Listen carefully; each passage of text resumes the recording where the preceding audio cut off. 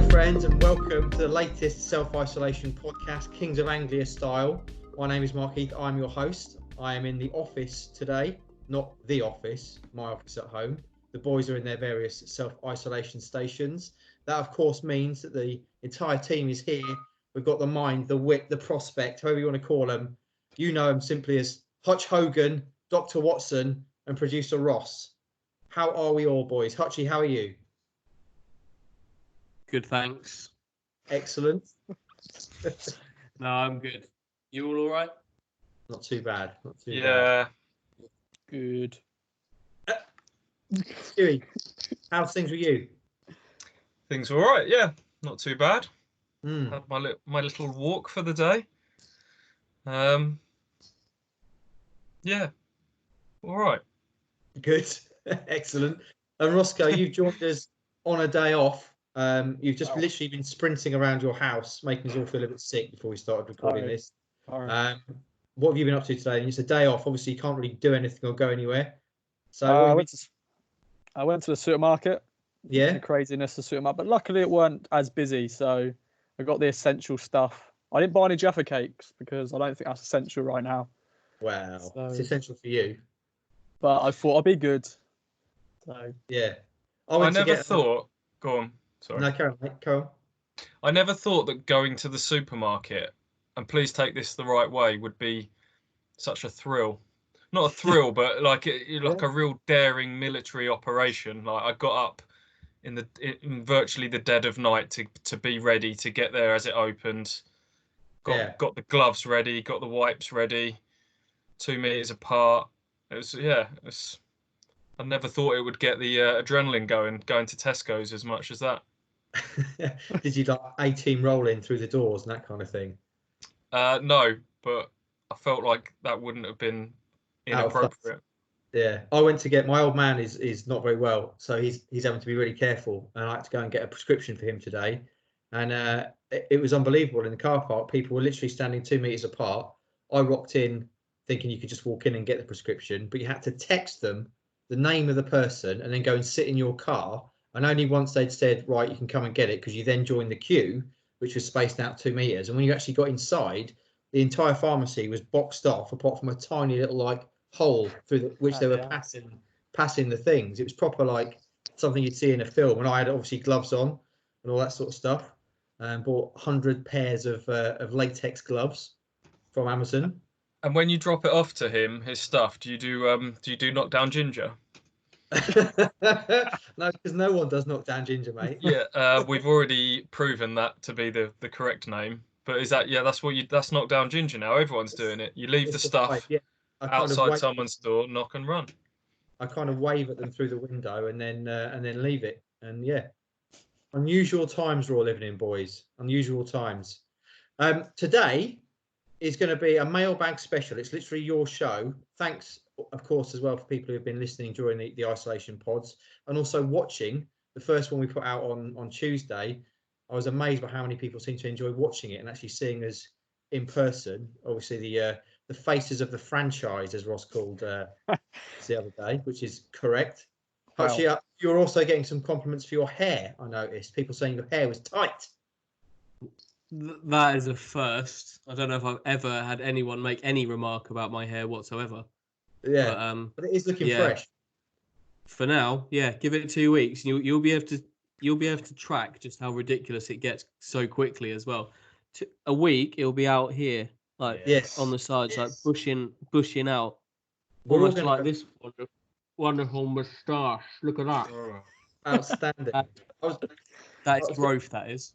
I was going to ask for an update. Obviously, me and Ross, we're going feral and beardy. Stewie, are you officially part of the beardy crew? Are you? The very fact you had to ask that question would speaks volumes about. Yeah, I'll do what Andy did. I'll zoom in. It's very sparse. It's also multicolored as well. So there's a lot of ginger in there. Quite a bit of grey creeping in. I don't think I'm going to get a pass off the missus to continue with it. I think it's going to have to go. I liked it last year. You did it last year. You had the James Collins look. I enjoyed it. I liked it. The upside down head. I think look. I might just moustache, by the way. You what? Sorry. I'm going moustache only. I think I'm gonna have to shave the neck beard and the patchy nonsense here. I might just grow a tash. But you seem naturally to have the musketeer look, if you know what I mean. You've got the tash and you've got the bit on the chin. Seems to be a natural growth for you. Do you want to keep the bit on the chin? The You want me goatee. to keep the chin? Absolutely, yeah. It won't.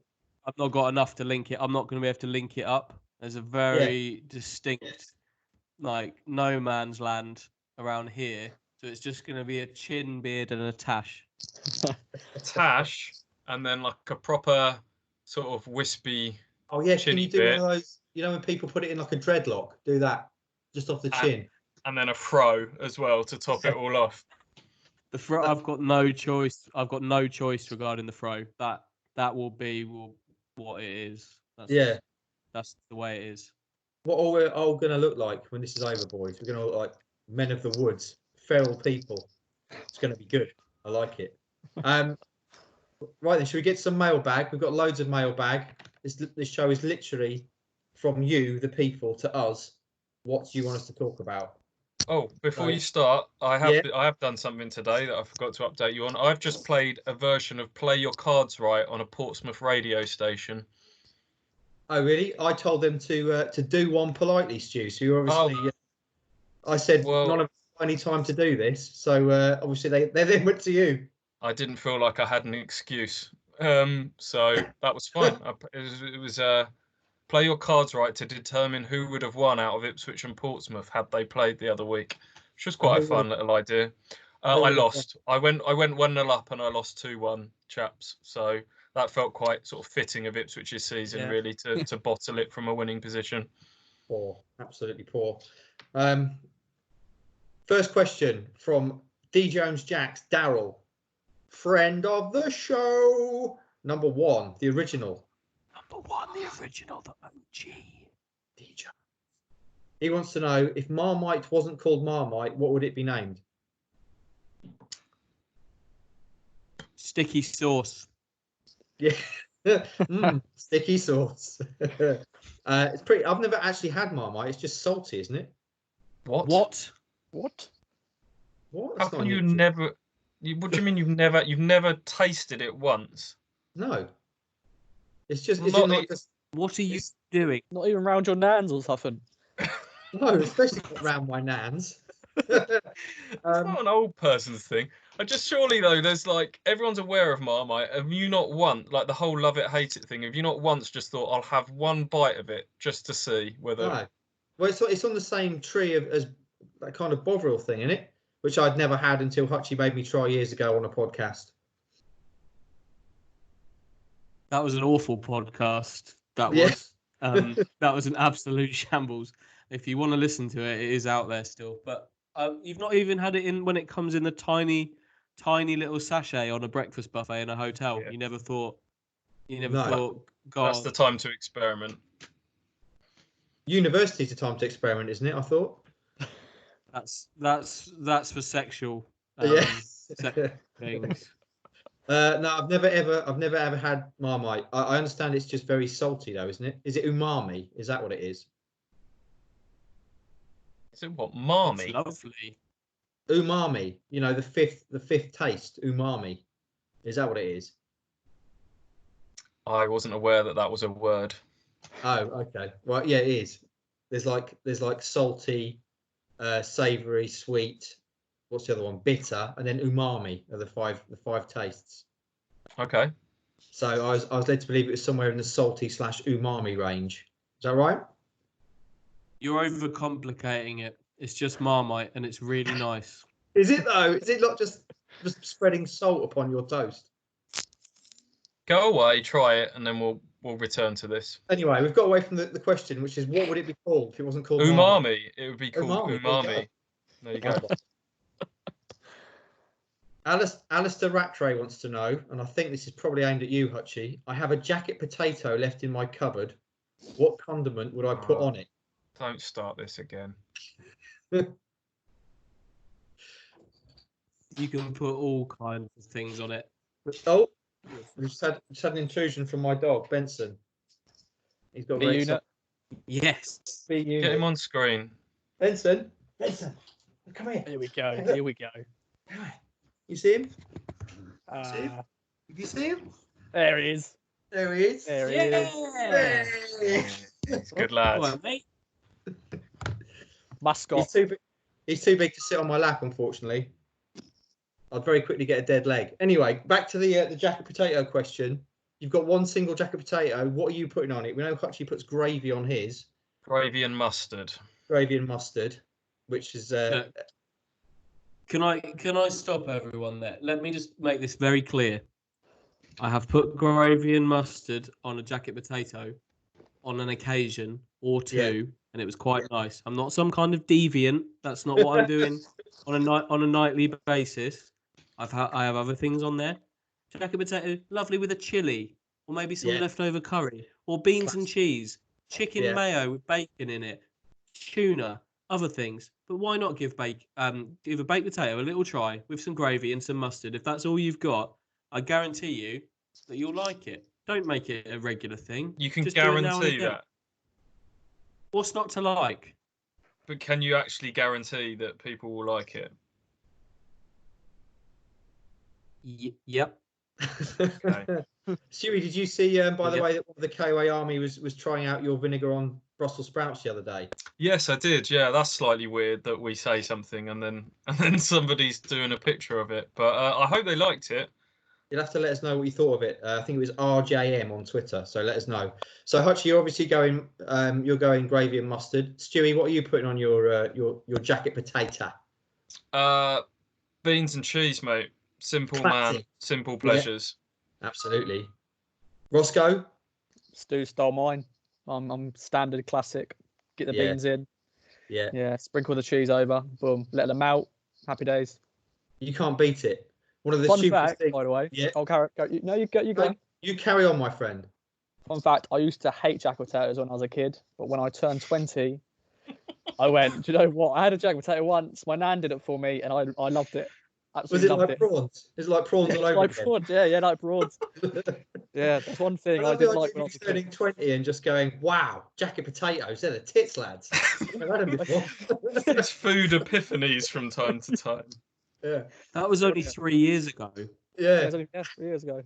Just basically, I went around my nan's one day, and then she said, "Oh, I can cook you for some dinner." And she went, "Oh, cook you a jacket potato if you want." Oh, okay, yeah, go ahead. Why not? I'll try it again. I loved it. Ever since then, I've had it at least every few days, months, and stuff like that. So your life has changed. Yeah. I'm at least once a week. Do you? Yeah. Give a bang some prawns on there. Yeah, sometimes. Yeah, I've done it once. That's not too bad. Nice. Yeah. I'm going. Obviously, the classic is the cheese and beans. I'm going probably a bit of tuna mayo as well. Although I also love chili. One of the stupidest things I've ever done was back in the day when we was very poor. In the early days of my journalistic career, when I was earning hardly any money at all, we were eating jacket potatoes a lot because they were cheap.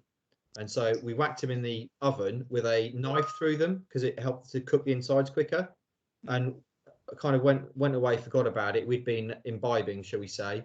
So I wasn't on top of my game as I went to get the potato. And I tried to pick it up by the knife, which is obviously burning hot. And I actually had a knife imprint on my hand for about 2 months as a result. In the palm of my hand. You can't put metal in a microwave, surely. It wasn't in the microwave, mate. It was in the oven. Oh, okay, sorry. Yeah, you can't put metal in a microwave. Don't do that, kids. No. Peter Dwerryhouse. He says, redoing my question from the other day, you find a book and begin to read it only to discover that it is your life. You get to the point that you're at now. Do you turn the page knowing you will not be able to change the events that are to come? Peter's got some deep questions, man. Ooh. I'm very deep. Peter was the guy who asked the other day about the what was it, the Smarties. bingo. Smarties, that was it. With the one red one and 99 blue ones, and if you pick the red one, you die instantly. If you pick a blue one, you get 50 grand. So Peter obviously thinks about these things. So if you could see your future but wouldn't be able to change it, would you have a look at it? Your fate is written. Yeah. Right. Well, if you're telling me that whatever happens, you can't change that fate. I don't know. Do you want to read it? That's literally the question. No, No, I don't. I don't. You're not turning that page. No, are you? Man, it'd be tempting though, wouldn't it? Would it not be tempting? I think you need to make your decision quickly. You can't. You either get rid of the book or you go all in. Don't leave that book just on the shelf. I might be tempted at the moment though, given where we're at in history. I might be tempted to read the next chapter just to know how this particular time is gonna unfold. Alternatively, you could go straight to the back and just kind of see how it ends, how old you are, and how it finishes for you, and then don't read the in-between stuff. Roscoe, what are you doing? Yeah. Are you looking at your future? No. I dread to see what my future is looking like. You fear your future. Yeah. Yeah. I think I'm probably looking. I've got to say, just out of interest. And Definitely. yeah. If it's We'll crushing disappointment, though, you know, I suppose in a way you could get your head around what's coming and then just try and enjoy it and be happy for what it is, knowing it's not going to change. Here's a philosophical question. You look at the future, it's dreadful. You think that's it, I'm going to end it all. But you can't, unless that is in your future. You see what I mean? Well, Christ, you've gone dark there, haven't you? Yeah. That is a bit dark. Let's bring it back to a bit of lightness from Andrew, who wants to know, after Mark's stupendous Netflix recommendations, can the boys recommend anything during this lockdown period? What have you been watching, boys? Been hitting up the box sets? I had a little think about this because I thought that there might be some questions along these lines, and these might be in. Well, the first one I was going to say is that Race Across the World. That's the best thing on sort of terrestrial TV at the moment. You've seen that on BBC Two on a Sunday night. It's the second series of that now, where they get like couples. Sometimes they're married couples, brothers and sisters, friends, and they have to get from one checkpoint. Currently, they're doing one that they started in Central America, and they've got to work their way all the way down to the foot of South America using only trains and buses, and they're not allowed a phone, and so it's like a travel program, but and they have to kind of race each other to get to checkpoints. That's good fun. I like that. That sounds good, man. It's like a kind of extension of the hunted kind of concept. Apart from they're not being hunted, they just got to go. Kind of, yeah. Yeah. Okay, cool. That's a good shout. Roscoe, what have you got to offer? Definitely not something called Blind Date on Netflix. That was dreadful. Dreadful. The American show. Thing, yeah. Oh, God, with Cilla Black. Yeah. We tried watching that. It was fucking awful. Terrible. I don't normally watch them sort of things, but I thought, I'll give it a watch. Kieran, you know, good old Kieran, he recommended it, and I thought, okay, I'll give it a watch. One episode. I couldn't even get through the first 5 minutes. Yeah. I was just skipping through it. It was just a stupid concept. That just would never happen. The idea was that you married someone without actually knowing what they look like, basically. But it was so over the top and American, it was just ridiculous. Yeah, we turned it off. So I can't recommend that.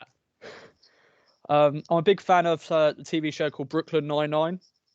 Oh yeah, with Andy Samberg in. Andy Samberg, yeah. He's so I'm rewatching it again because their season 6 is out this Saturday. Yeah. So I just thought I'll catch up again, rewatch it, and then hopefully by Saturday I will watch season 6. Go from there. Mark's off. He's off. Where's he going? Sorry, mate. The Benson wants to go out, so I've had to let him out, otherwise he'll start kicking off. Hutcho, what are you saying? Mainly, I've been watching Disney. Of course, yeah. But we'll stay away from that. So the one thing I have watched is something I've meant to watch for a little while. Stu and I were talking about this the other day. It's a BBC show called This Country. It's good. Set in the Cotswolds. I've not watched it before. It's similar kind of humour to The Office. Not a patch on The Office, but still pretty good. I've watched all of it now. This Country on BBC.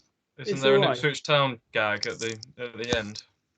Yeah, it's my favourite things: Ipswich Town, Swindon Town, and Sam Parkin. All kind of. That's basically the payoff to the entire 3. There's the last episode they're ever going to make, and that was essentially the payoff, was saying how great Sam Parkin was for Swindon, how appalling he was at Ipswich, and yeah, that was basically the payoff for 3 series worth of BBC show.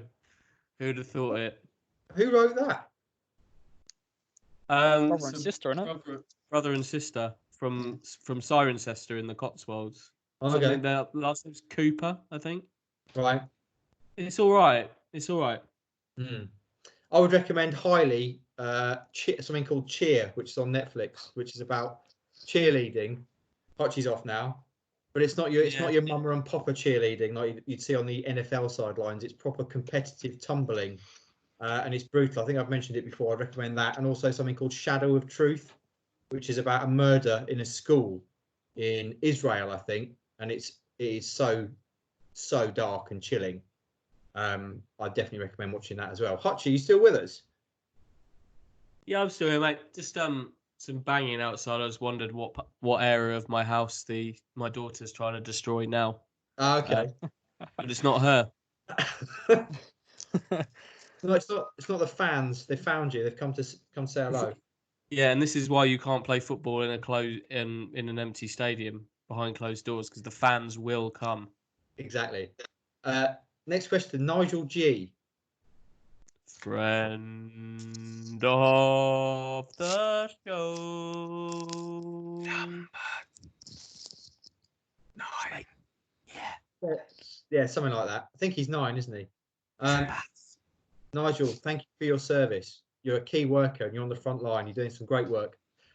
He wants to know, as Ross, lightning strike emoji, likes his oranges, does he prefer to try and peel all the outer peel off in one go, or just in little bits?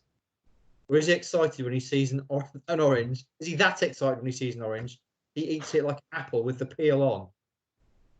I can quickly get an orange now to show you how I eat an orange if you want. Do you try and keep the peel entire, as it were? No, I just rip it off and just eat them one by one. Nigel also adds, what are the other chaps' favourite fruit? # please stay at home. An apple, but it has to be a pink lady apple. Oh, good shout. I'm very specific about that. My wife's the same, but with gala. She's a gala apple girl. But for me, a mango, please.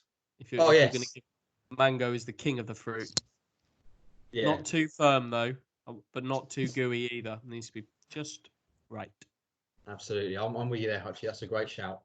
George has asked a football-related question. What's more likely to happen? He says, season played behind closed doors or season voided. We've just seen, by the way, before we came on air, as it were, the National League and the Women's Football League have decided to null and void their season and wipe out all results. So Ipswich Town ladies, who were gallivanting towards promotion, obviously had a historic run in the FA Cup. That never actually happened now. Yeah. I think it's easier to make that decision further down the pyramid when there's not quite so much money at stake. I think, once you get into Premier League and Football League, the lawyers would undoubtedly have a field day if they called it null and void. Yeah. So I still think that the delay tactics are because of that, and they're just that behind closed doors. I think those are the two options now, aren't they? Call it off or behind closed doors. But is there a way that they can do that safely in June, July behind closed doors? I guess every single player would have to be tested and make sure that they're negative in terms of that. They'd have to completely limit the amount of people that come to the stadium. Literally a handful of people. I still think they'll try and find a way to get it done, but I don't know. Look, nobody knows how these next few weeks are going to go, do they? What do you reckon? Yeah, I think the financial argument is why they're going to try everything they possibly can to get it done. There may well come a point where they decide that they can't, but I think that's a few months away yet. So I think it's all going to be left very uncertain for several weeks, I would say. Here's what they should do: get to June, get an arena, let people in who are clear of the virus, and then do it like little five-a-side classic. Do you remember that? That used to be on Sky Sports back in the day, played on the blue pitch with the legends. Just do it like that. Have 10-minute games, 5 minutes each half. Bang, whole season done in an afternoon. There we go. Like it. I like the idea, but I'm not sure that you can completely change the rules of the competition midway through to get it done. So boring, Dr. Watson. Come on. Behind closed doors, though, I'm sure TV will go for that because people will be so gagging for any kind of football, given a couple more months or whatever, that they could almost show like a game a day type situation and rattle through the matches quite quickly. But there he is. What a beast. Protecting. Benson. He wants it on the camera. Who's this? Who's this? Hello, mate. There we go. Little insight there. Sorry, I've lost my track of thought there. What were we talking about? Null and void, yeah. Yeah, might get done, might not. Okay. Whatever. Ipswich will finish mid-table regardless. Whatever happens, yeah. Paul M. Again, I'm still not convinced is the real Paul McCartney. Who would you get to play in a movie about your lives? Also, can you send me your best wishes as Glasgow's been cancelled and I'm at a loose end? Love to your wives, Macca. Kiss. Who's playing you? He's in the vulnerable category. He should be very much locked away. He needs to be. He needs to be safe. He's one of the country's, of course, greatest living legends. We established before he should not still be singing, but he's still a legend. So, who's playing you in a movie about your lives? Obviously, Stewie, you've got Jason Statham straight off the bat. I was going to probably say Will Smith. Yeah, there's an obvious issue there. What? The accent. Absolutely. Will Smith isn't from Suffolk, my friend, or Essex. I'll take Jason Statham. I thought you was going to say Harry Hill or something like that. Hutcho, who are you taking? James Corden. What? Good shout. That's a good shout, actually. I think he could portray all that I've done in what is a very full and accomplished life. I think he could play that. I think he could play that role really quite well. And he could sing as well, like you can. So yeah, both famed for our songbird voices, the voice of a generation. Roscoe, who are you having? Tom Hardy, of course. You know, standard. What? Or Idris Elba. Idris Elba, maybe. Yeah, again, Idris. I'd love to hear Idris with a Suffolk accent. Yeah. I'd love to see Tom Hardy trying to act his excitement at discovering oranges for the first time. Yeah. Or James McAvoy. Yeah, that's a good shout. Yeah, looks somewhat familiar, you know, sort of look-ish. You know, or Christian Bale, you know, Batman and all that. There's a few options there for Roscoe. There's a few options. I'm having. I frequently get told that I look like Morrissey, so I'm having Morrissey. I've got the long nose. They've got the proboscis, the long nose. You see, and the slightly odd-looking face that Morrissey has. So there you go. I'm not sure if you can act. There we go. Matt Lee, what are each of your respective backgrounds in journalism, and why did you go into the industry? I'm not a journalist, so this is sort of void for me. Well, you got in a very different way. You kind of forced your way in by creating your own content, didn't you? Essentially, pretty much. Ipswich Town Talk, and then getting onto our visual desk, and then bothering us to such an extent that we ended up giving you a job. Pretty much. So that's my advice to people. Don't bother me. There's only one Roscoe out there, all right, and that space is filled. But that's how Roscoe got in. Ross is downplaying himself a little bit here. He's quite. I think he's an inspiration to people that have that kind of made things happen through your force of nature. Really, Ross, you kind of didn't have the requisite qualifications, I think it's fair to say, but you went out and you found work for yourself, and you've kind of come in through a different route, haven't you? You were doing voluntary stuff for the radio station, and then got a sort of in through the back door at our place, and so yeah. I want to now be a you're chef. a face of the franchise. Yeah. Now he's the prospect, the coming star of the show. Hotcho, how did you get into journalism and why? Why? It's the only thing I've ever wanted to do. After a very, very brief flirtation with the police at 13, ever since then, that's all I've really wanted to do. Really, I don't know why, but that's it. So I did the traditional route at the time, which was through university. Did a journalism course, which gives you at the end of it some professional qualifications, which at the time there was no way you would ever get a job anywhere without those. So I did all that. Then I've travelled, boy. I've been around a little bit. Worked at a very small newspaper in Worcester.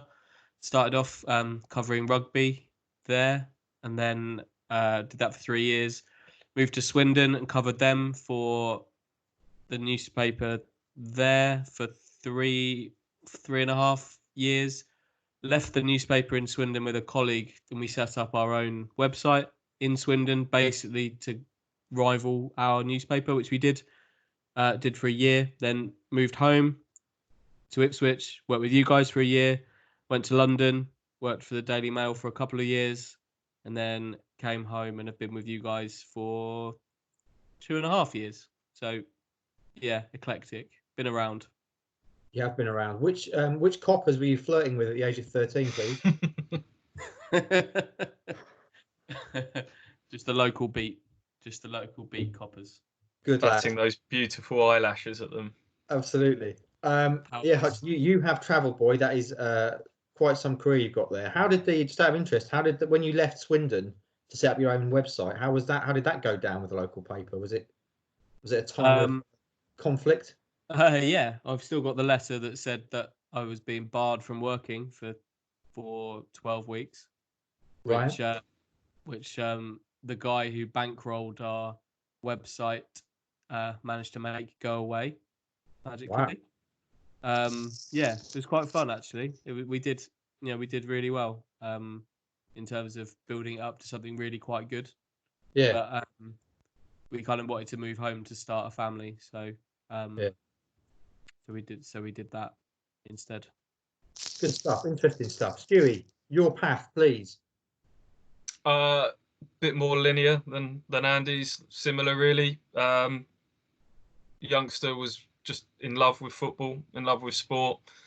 I don't know why. Bit like Andy, from a very young age, I knew that's what I wanted to do. I was very sort of single-minded with that, so I tailored all my GCSEs, all my A-levels and everything towards that, doing English and media studies and stuff like that, and then went and did a multimedia journalism degree down at Bournemouth, which is was well thought of and still is, I think. So yeah, did that, and my first job was at this newspaper. I would have gone anywhere. I'd have worked as a news journalist, but I was very fortunate that my first job was on the sports desk at the Anglian and the Star, and then I've kind of just had various job titles over that time. I started in 2006. I did everything but football for a long time. We used to do a supplement called Grassroots, which was essentially just covering youth sport and school sports and stuff like that. And then I did Colchester United for a couple of years, and then started covering Ipswich. Well, this is my 9th season doing Ipswich Town. So that's that. Okay. My background is a little bit different again to everyone else's. I'm a bit longer in the tooth than the rest of the boys, although clearly I don't look it. So I started out wanting to be a sports psychologist, and I went to university to study psychology. Had a little bit more biology in it, it turned out, than I was really that interested in. So I ended up dropping out after a year. I'd always kind of been into words and stuff. And around the time that the Stephen Lawrence case was on, the Mail did that famous front page, the murderers front page, where the guys had just been cleared, and they printed a front page which called them murderers. And that made me want to get into journalism, that kind of power. ironic from the Mail. So yeah, I kind of then pursued it from there. Went to college in Darlington, got a job with the Very Free Press. They paid for me to train in Darlington, got my various things. Then was a news journalist for many years on the news desk, running the news desk at the Anglian for 10 years. Then I had a brief career break in Essex as a deputy editor of some weekly papers. That was a terrible mistake. In Braintree, Stu, I blame you. And then I came back as digital editor at the Anglian, and then eventually had the chance to move into sport, which is obviously where my passion has always lay. And since then, I've been quite clearly the best sports editor the paper's ever had. So good news. So you're going to laugh at that. Yeah, friend, I went through my first sort of period at the paper. It was a bit like playing for, what's the example, Chelsea or Watford, where I had a different sports editor every 6 months for quite a few years, and then obviously we've been a team for the best part of 10 years now, so it's been quite nice My first move as sports editor at the Anglian was to promote Stu from Colchester United to chief Ipswich Town reporter. So yeah, he's been my long time star player, as it were. Obviously now we've got star players all over the shop. We're at Galacticos. I thought you were going to say my legs. Obviously now my legs are starting to go, and yeah, we've moved you from striker back to centre of defence now, mate, just to cover up those deficiencies in pace. Joe Fairs, this is definitely one for you, Hutchie. Football manager of the show, number 10, the live show. I'm very sorry, Joe. I forgot to give you your build up there. The boys did the job. Joe Fair says football manager stories, best saves, and any current games on the go. Who do you like to manage? Now, Hutchie, you famously have been playing football manager for best part of a millennium. What's your latest situation? What's the best games you ever run through? You're Berry Town. How long have you got? Well, we're all here, mate. Haven't got anything else to do. Well, okay. The current game, which I've not played anywhere near as much as I thought I would during the lockdown situation so far, is I'm currently in the year 2102.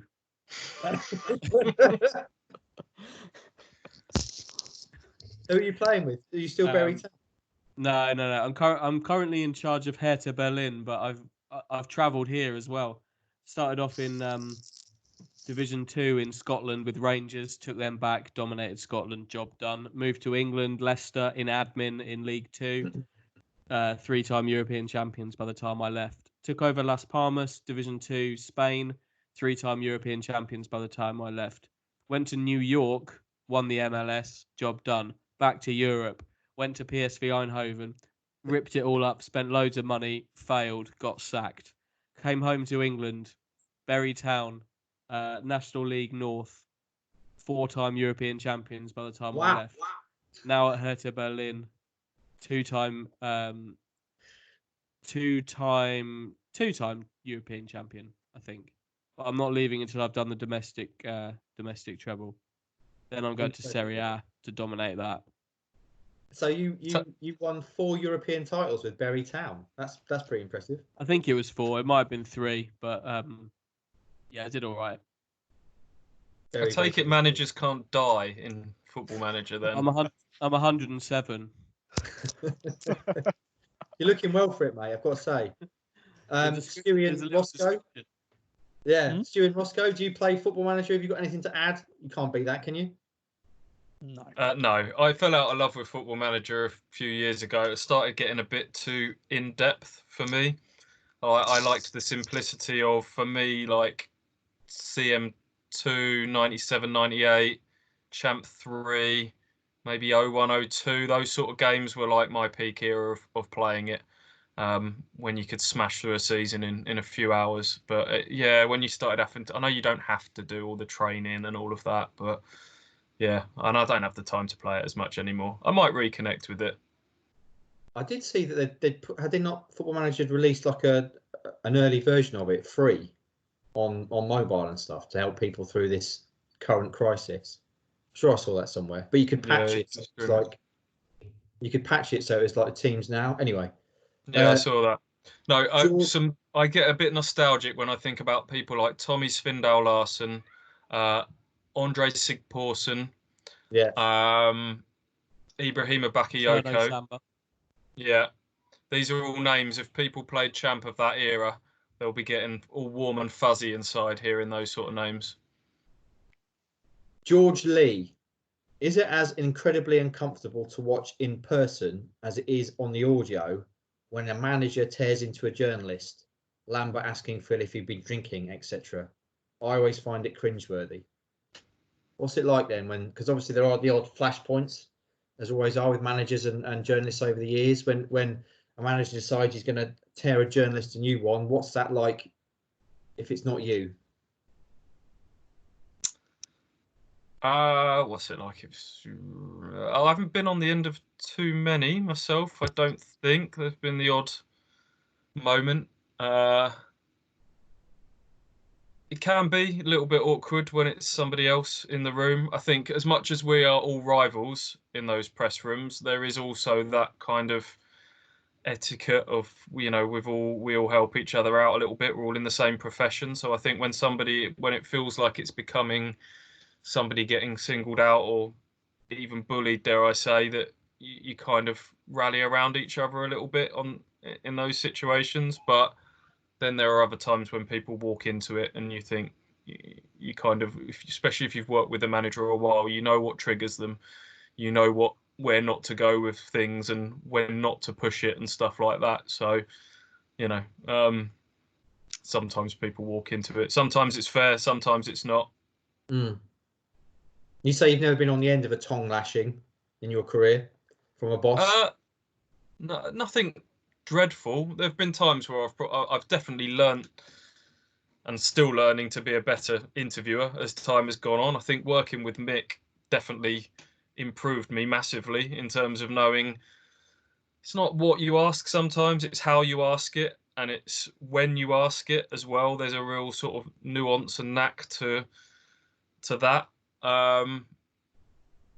So sometimes people get stuff, and when you read it in black and white, you think, I don't know, that didn't seem very fair. But I think sometimes there's a lot of context and background to why sometimes a manager can go the way they do. There was one up at Leeds, I remember, when I had an absolute mare in terms of my internet connection. Everything that could go wrong did go wrong. I'd written out everything for the paper, and then I got some fatal corruption error came up on my laptop with about 10 minutes to go until deadline. I was on the phone to people back in the office. I had to rewrite everything out, and then straight away Mick walked in, and I think that was the line when I said, "Oh, Mick, some people might say that was 2 points dropped tonight or something," and he said, "Some people can fuck off," was the reply. But that I wouldn't have asked that question if I was thinking straight or the way I asked it. But yeah. I obviously thinking of you and Mick and press conferences, it always makes me think of that bloody water bottle which they used to pick up and throttle when it was your turn to take questions towards the end of the Mick era. That was fantastic. Hutchie, how about you? Have you ever had beef with a manager? Have you ever been told off? Not in a press conference as such, but I didn't get on particularly well with the last Swindon manager that was there when I was covering them, Mark Cooper, for a few reasons. But there was one time where we were waiting. It was like a pre-season thing. I was waiting by the side of the pitch to speak to some players. He came marching up to me with some A4 sheets of paper with highlighted extracts from an interview that I'd done with one of his midfielders, Yasser Kasim, a few days prior, and he was not happy because he basically the context was that Yasser was saying that he wasn't overly clear, and a lot of the players weren't overly clear about what they were being asked to do, what their roles were in the team, and Mark was really not happy with that whatsoever, and he was convinced that I had very much misquoted the player to try and get that angle myself. But I played him the audio And yeah, the old misquoted, the old I was misquoted thing that happens from time to time, doesn't it? Yeah, I think the player might have chucked me under the bus a little bit there. So he ended up listening to the audio at his request, and he wasn't as annoyed with me after that. Let's say. Fair play. I had a couple you saying about getting called in by a manager like that. I had one with AD Boothroyd when he was at Colchester, and the season had, a bit like Ipswich now, a season had kind of was going along quite nicely and tanked, and I'd written a piece that had sort of, again, probably more sensationalist than I would write now. I was a young journalist, still learning very much so at the time, but I'd written a piece that had various bullet points about, this has happened and that's happened, and I got the call from the press officer saying the manager would like to see you when I came into the office, and he had the various newspapers. AD had various newspapers laid out, much like Andy's just described, with things that were highlighted, and that was a slightly fraught conversation at that time. My instinct in that regard, generally when someone's being aggressive towards me, I tend to react with aggression back. But do you have to take, I guess, a very calm head and kind of placating approach to that sort of situation? Yeah. Well, that's just my nature, to be honest. Yeah. I'm a bit of a peacemaker in general, really. So, yeah, we try and talk it out, and I try and explain things. I've had a lot of times where managers and players, they're angry. You explain your job and how it works from your point of view, and hopefully you come away from those conversations where they see it from your point of view a bit more. I see it from their point of view, and you put it behind you. So yeah, that's the way it's got to be. Have you read the Brian Clough book, Provided You Don't Kiss Me? That book. Yeah. I think that's fascinating. The guy who covered Nottingham Forest during the Clough era, and basically Clough would lose his rag with him pretty much every couple of weeks and ban him from the club, call him a shithouse, and tell him to never darken his door. And then so he'd stay away for a couple of days, and invariably Clough would then get on the phone and say, "Where are you?" And he said, "Well, you banned me." And he said, "Oh, I didn't really mean that. Come in and have a whiskey with me." Imagine those sort of days. It'd be brilliant, wouldn't it? You do have to accept sometimes that it's an occupational hazard, that you are the one that's in the line of fire, especially post-match, when emotions are so high. Sometimes we're seeing them minutes after the final whistle, and that you even in the pre-match ones, you don't take it personally. You're just happen to be the one that's there asking questions, and it's in the gaps between all of that where you earn people's respect, with hopefully they see over the long term that you try and do things fair and right. And I think Andy and I both sort of pride ourselves on that, doing things sort of objectively and fairly, and showing things from both point of view. And I think that goes a long way. But yeah, there are times. I had it with Paul Hurst as well. He called me in and wasn't happy with the wording of certain things that sort of quite early on towards the start of his era, where he was really sort of nitpicking about the use of certain words, the use of certain adjectives about performances and things, which you saw it at the end where he was getting a bit funny about the use of rock bottom Ipswich Town when they were bottom of the table, and he was saying, well, we're not rock bottom because we're still only X points off of this, and that was nitpicking a little bit then. Yeah. Hollywood, how well we knew him. Chris Bennett, what's everyone's signature dish to cook? Beans on toast. No. Do you know what? Beans on toast is one of the most underrated things you can have to eat. Stop. You never do not enjoy a beans on toast. Superb. But I wouldn't say it's a signature dish. Hutcho, I think you're going to be the man for this. What's your signature dish? My scrambled eggs are world class. Genuinely, they are world class. Is there still the Instagram story on there that you had? Because you went through a phase putting your little stories on for your cooking, didn't you? And I'm sure you did world class eggs on there. They might be on there. Other than that, I like cooking a big Indian meal. Various aspects to that. But yeah, scrambled eggs. They are world class. I've got nothing more to say. Have a check out Hutch's Instagram. I think the story's still on there. He'll take you through how to make the world class eggs. Stewie, what's your signature dish? I'm not a great cook, I'll be honest. Enchiladas.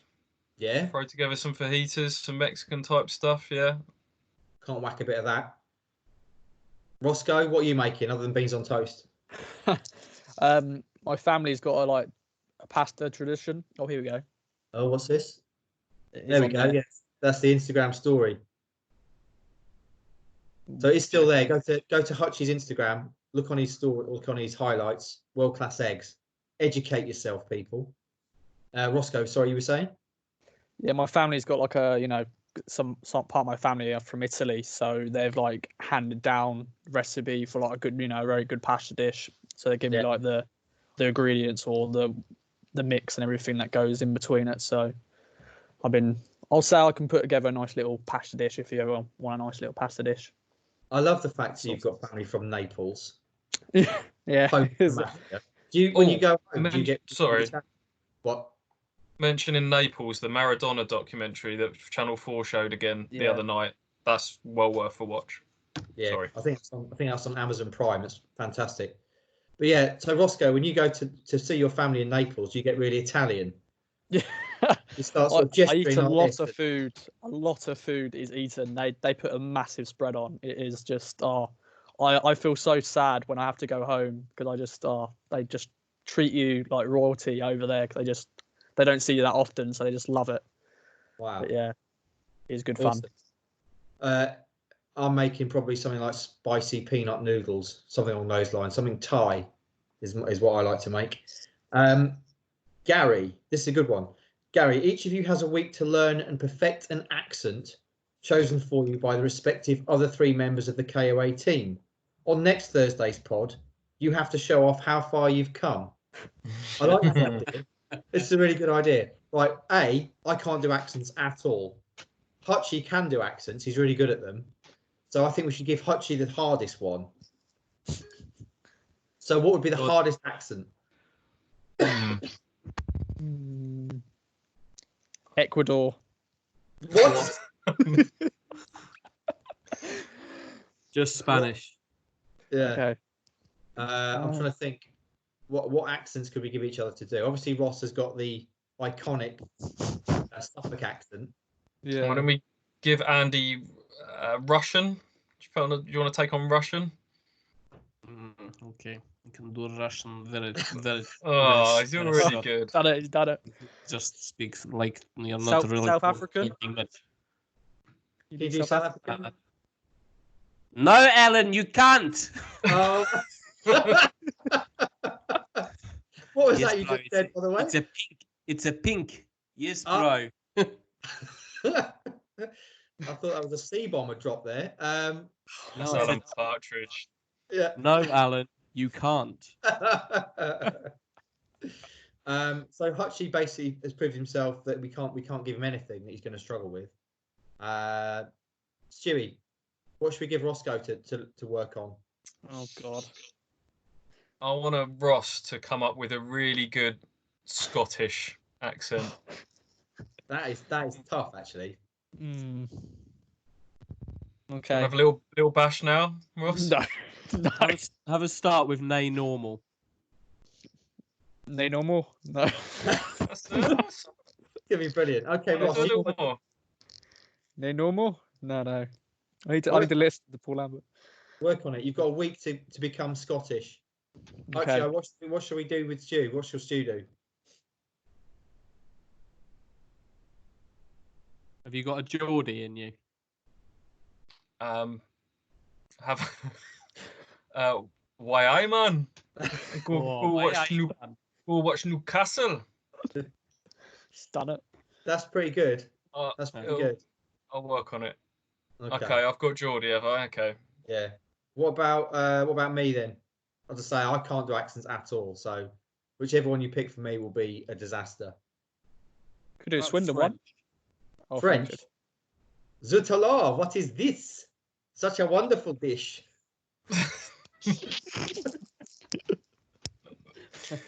Yeah. Yeah. Yeah. Absolutely. Yeah. Just like what's his name? Guy Forget, the tennis player. Thierry Henry, a little bit of va-va-voom. I could do the the Cantona "Seagulls follow the trawler" speech. One of the most classic speeches in sports history. Hutchie, I think you're going to be exempt because you can do all of them. Oh, I can't do all of them. Well, what Can you do American? Do you can't do? What type of American? Texan. Hey Stu, how's it going? No, not so much. That's still pretty good. My Dutch is quite good. Yeah, go. Hey Mark, what time are you coming to the party? Mark, you bring the pancakes, and I will bring the cheese. And in the clogs, you bring them all. Have a great time. Mate, you've missed your calling. You should be is it that Darren Farley that does all the impressions? You should be doing that. He can only do Harry Redknapp and Rafa Benitez. Yeah, I think he's beginning to show his limitations. That guy. Daniel Farker's not bad. Oh yeah, that's good. Can you do a Daniel Farker for us? Don't know.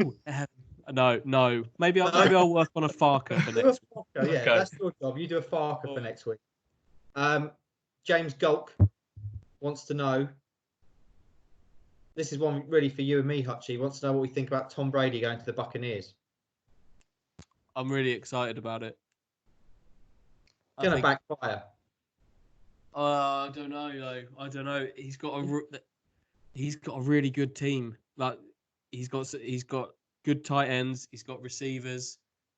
The defense is good. Just the offensive line needs a little bit of work. I think they might be okay. They're not going to win the Super Bowl, but I think they might have a better season than the Patriots. I think it's going to explode. He's going to be 43 years old on opening day. I think he's either going to get injured or it's just going to be his arms are going to fall off a cliff like we've seen before. Stewie, what do you think about Tampa Bay's tight ends?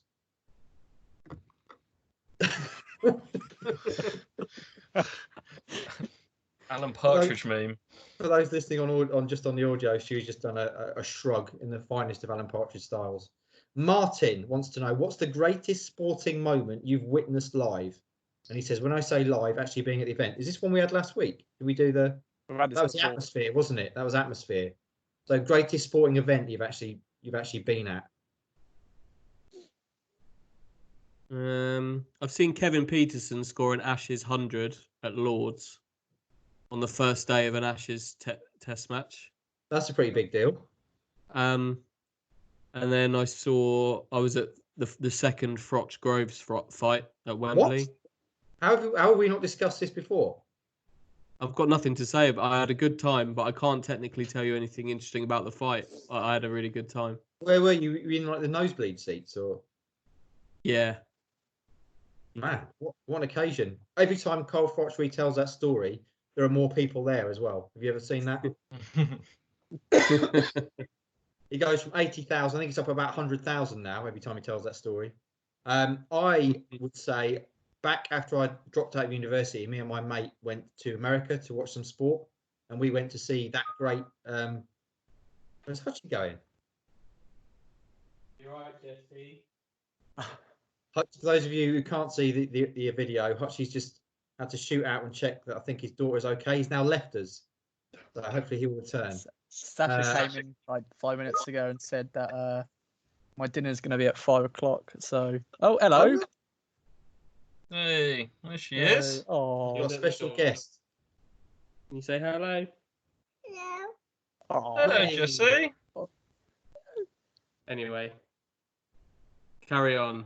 She speaks more sense than all of us put together, I think. pretty much. Hutchie, this is one for you, really. I was saying that back when I dropped out of uni, me and a friend went to America to watch some sport, and we went to see that great Lakers team with Shaq, Kobe, and all those players when they were actually at the peak of their powers. So tremendous. Jesse is. Now just gonna do just face palmer out the door. It's like that BBC thing, isn't it? Yeah. Someone's going to run in a minute and go, Shaq! Yeah. Andy, there is another responsible adult in your house, isn't there? Yes. Good. Yes. Just leave it. It's She was just up the door, running up and down the corridor. Couldn't say no. Sorry. It's all right. I was just saying, I saw that great Lakers team with Shaq and Kobe, and I saw Shaq, I think, went for 34 and 20 rebounds in one game, which we were at, which was tremendous. Is that when you stuck behind the curtain and you shouldn't have been there, and you went and watched them practice in Phoenix? That was unbelievable. Yeah, we were in Phoenix. We walked into the arena, which was on the day of the game. Excuse me. And we just went to try and see if we could see the floor. So we walked up to like a curtain, which was where we thought the floor was, and tried to peek round it. But then the security guy came out and said, "Oh, what are you doing? You can't." And we said, "Sorry, we're English. We don't know what we're doing." And he immediately went, "I love the English. Do you want to look?" And he pulled the curtain back, and they were practicing on the floor, so we got to watch them train. Basically, it was incredible, brilliant. Anyway, good times. Yeah, good times. Stewie, greatest sporting event that you've been at? I think most impressive performance that I've seen live is I saw a Lewis Hamilton masterclass at Silverstone in the pouring rain, and he just was phenomenal in the wet, and he lapped everyone, and so that was quite impressive to see. Football wise, I was there when Arsenal sealed the title in '98. I was there as an Everton fan in the away end. They won 4-0. Tony Adams scored the goal. Tony Adams came marauding forwards to cap it all off. But that Arsenal side was phenomenal. I think that was probably, what year was the Invincibles? A couple of years later after that? I can't remember. 2004, 2005, I think. Yeah, 2000. I think that late 90s Arsenal side was probably better than the Invincibles side. Yeah. I also saw, thinking about it, I saw Liverpool when they're in their pomp. I went to see beat Derby at the baseball ground 7-1. And that was the side with Rush and Barnes and all the great players that they had then. They were tremendous. Unfortunately, I was a Derby fan, so I didn't really appreciate it at the time. Roscoe, how about you? Best sporting event you've been to? I haven't got many, really. I haven't really gone to many sporting events, really. Most of them are for Ipswich Town, so not anyone. not any good ones at all. So probably the best one you were at then was the one you can't remember, which was the playoff semi-final, the famous. I went to Wembley. I went to Wembley for the playoff final, but I was 3 years old. So that was there's a nice picture of me and my uncle from the day, but yeah, there's not much else to really say about the day we won. But I can't remember much about it because I was only 3 years old. So, but yeah, I just don't do many sporting events really myself. Harvey Davis, the sweet Welsh prince, friend of the show, Boyle. There you go. 2 or 3 or 4 or something like that. He wants to know, what car would you love to take for a spin the most? He says on his, he'd have the Rolls-Royce Phantom. I'm not really a car guy, so Hummer, Lamborghini, Aventador. I know those are good. How about you boys? Have you got any interesting cars? Mustang. Probably the Mustang. Yeah, I love a Mustang. Mustang, that's a good shout. Yeah. Yeah. Is that what you're going to get when you pass your test? Yeah. Oh shit! Which is not happening. Of course, your test has now been cancelled, I'd imagine. Pretty much it has. Yeah, I got an email saying, we're not doing. Basically, my driving instructor, he's not doing any lessons now for the next month or so because he can't. Man, this must be crippling him. Yeah. He said, well, that is his livelihood. So yeah, he said, unfortunately, we're just going to savings and stuff. Unfortunately. Wow. Yeah. Lucky. Hutchie or Stewie, you've got a favourite car you'd like to drive? Probably the new Hyundai hatchback. I'm not driving a Mini Metro. That's what I'm not driving. I'd love to have a go on a monster truck. Oh yeah, good shout. Oh, I've been on a monster truck. What? Yeah. When there's a monster truck rally at the what's it called? Where the Suffolk Showground is, I was able to have a free ride on it. Wow, so nice. I went down with Wayne Savage, good old Wayne Savage. Me and him went down and we took a ride on the monster truck. That's such an unlikely duo to be in a monster truck Yeah. scenario. He's our former features writer for those who don't know. Yeah. Who should Yeah, really man. have been a national hunt jockey. Yeah. Just for his Wayne stature. was tiny. He was tiny. Did you go over any cars or anything, Roscoe? Yeah, we have a few cars. Yeah, it was good fun. Amazing. Yeah. There's videos of it as well. I think we need to Nice. share them. Yeah. Right then, boys, let's do one more because we've been going for over an hour. Final question. Andy Roberts, what's the best and worst concerts you've ever been to? My best was U2. My worst was taking my daughter to see Blazing Squad when she was younger. They were horrific, and I still cannot fathom why she liked them. So, best and worst concerts. Roscoe, you're going to have the best answers here. Worst includes a picture job that I did. An artist called Youngblood. He was terrible. it was terrible. I did the 3 songs which you get to do for taking pictures, and I left straight away. I went, I'm not staying here. This is just dreadful. And then I think a band called Garbage. They're not Garbage, but they're called a band called Garbage. Sash is a big fan of that band, and that was one of our first concerts we went to. So that's one of my favourite ones because it was our first little, Are they still going? Garbage. They're still going. Yeah. Yeah. Yeah, still touring here and there, and I think they did release an album about a year or so ago. But yeah, nice. That was a nice day. They did a song with Tom Jones, didn't they, or something? Garbage. Am I thinking of someone else? Is Garbage Skunk and Nancy? Is that no? That's something different? Skunk and Nancy is a different band entirely with Skin as the lead singer. Yeah. Okay. They're cool though. Pipe down, Grandad. Stewie, what's your best and worst concerts? Best, hands down, would be Prodigy's homecoming gig in Braintree in around 2005, and they went and played.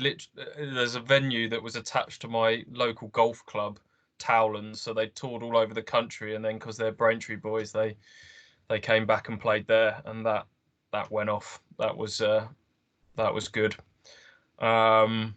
Worst, a bit like the one that got sent in via question, was taking my little sister along to various things. I went for a spell where to try and there was a girl that I liked around sort of college time, so I was like, oh, will you come to this concert with me because I've got to take my little sister? And it was like hearsay and various people that had done Pop Idol or whatever X Factor it was at the time, so I had ulterior motives to go to that, but the music was no good.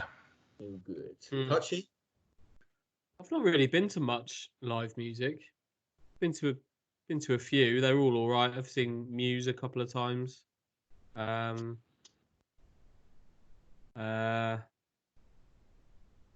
all I can remember, to be honest.